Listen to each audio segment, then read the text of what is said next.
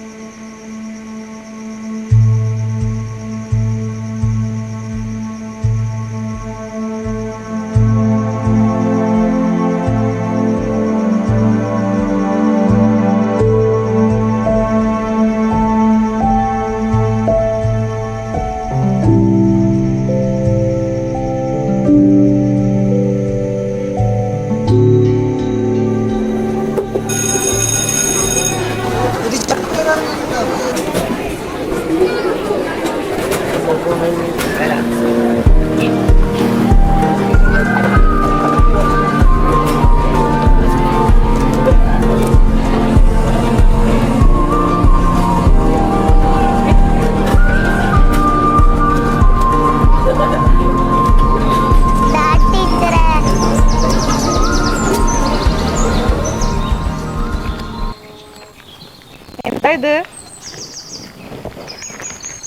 ഇതിൽ മൊത്തം തെറ്റാണല്ലോ. ഇത് തെറ്റ് നോക്കാൻ നന്നല്ല, ഇത് ലീവ് ലെറ്ററാ. ശരി, എന്തിനാ ലീവ്?